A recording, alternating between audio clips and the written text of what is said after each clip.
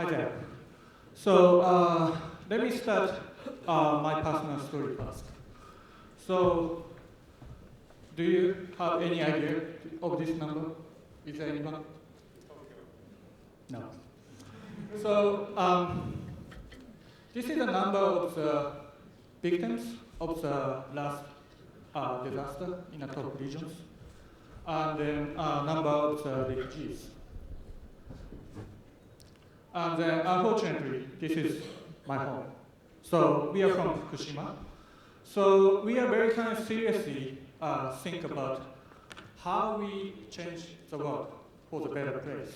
So that's our very strong commitment and then motivation for this project. So I'm gonna introduce our project, FUKUSHIMA Wheel. So let's play the video.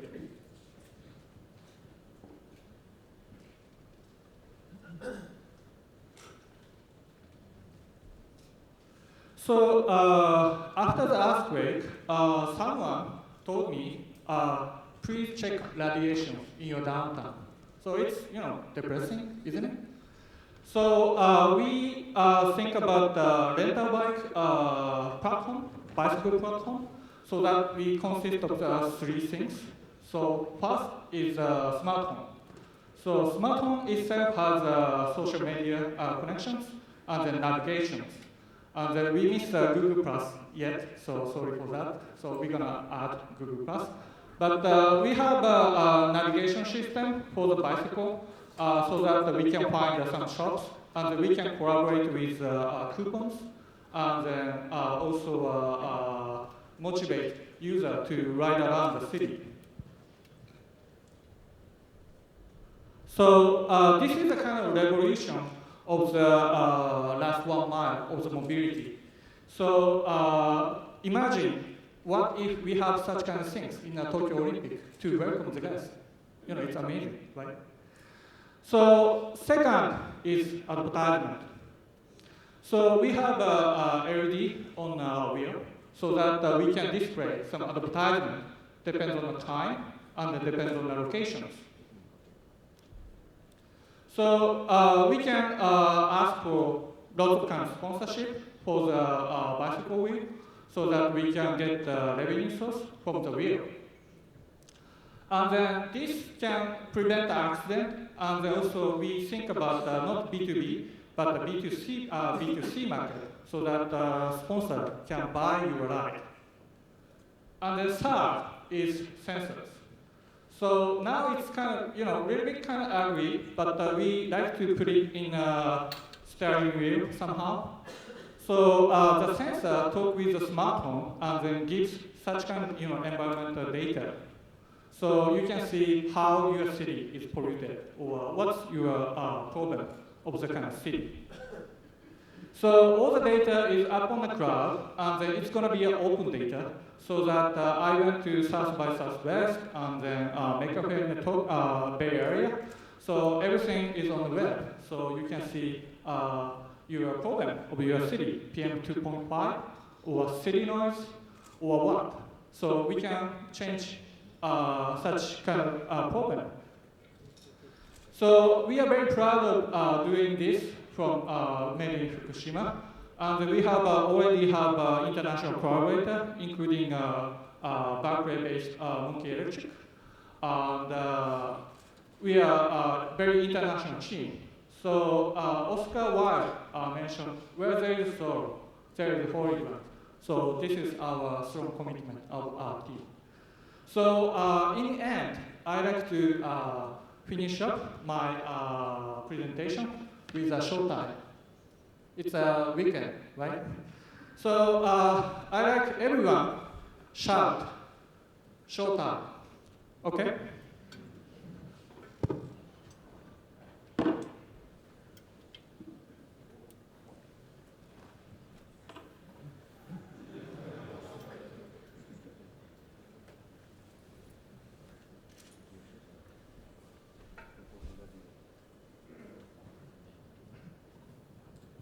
Okay, everyone ready? 3, 2, 1. Thank you for our sponsor.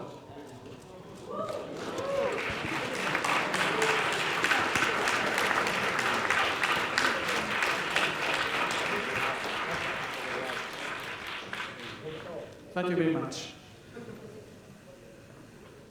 All right. Wow, light show too. That's pretty impressive. Yeah, actually, we haven't got the sponsorship for this. He's gonna hit me up for money afterwards. Sorry, I'll buy you a drink. All right, so I'm sure we have some interesting questions and feedback on this one. So who wants to go first? Incredible. This is just incredible. Very good.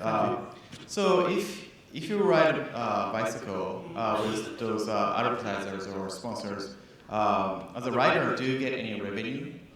Yeah, so this is a B2C model. And there are some three types of the business model.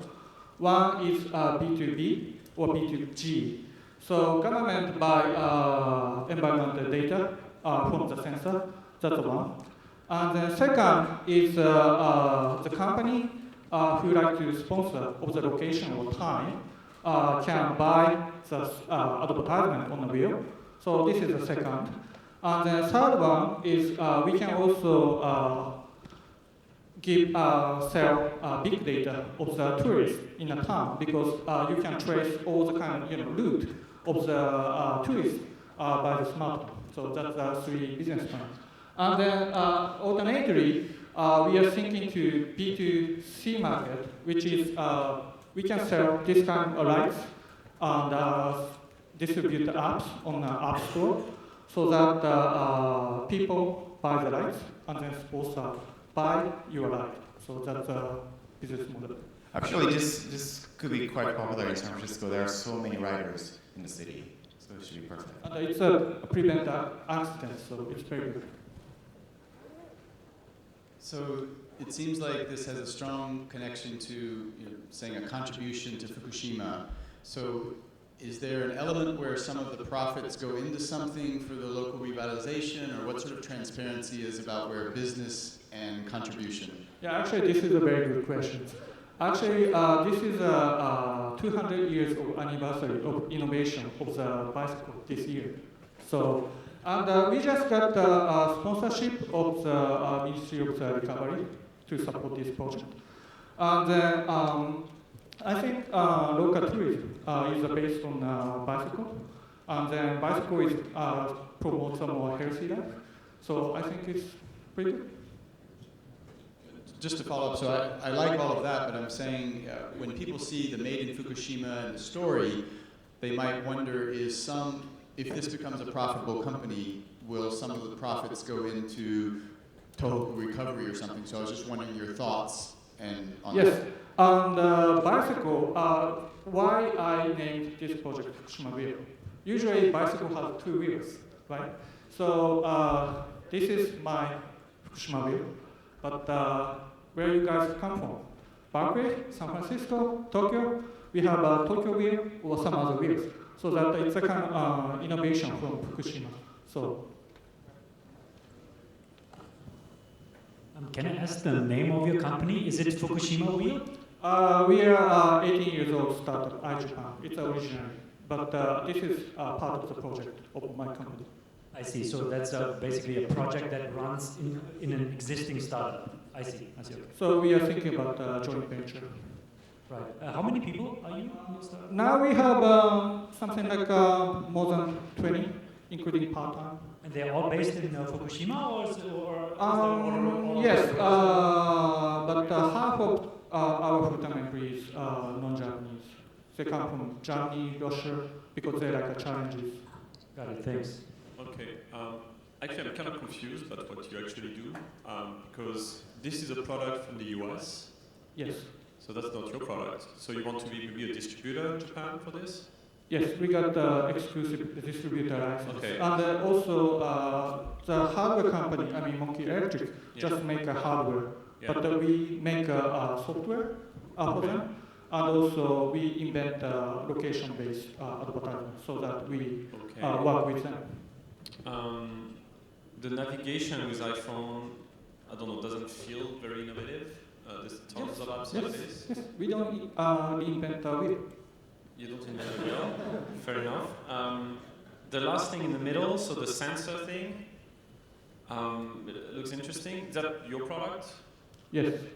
And that's just what kind of customers Is Yes, this right now we are working with NPO named Safecast, and then this is a kind of Arduino base. So it's something like a handmade jewelry right now. But we like to get some investment so that we can fit in steering wheel so that it looks more fancier.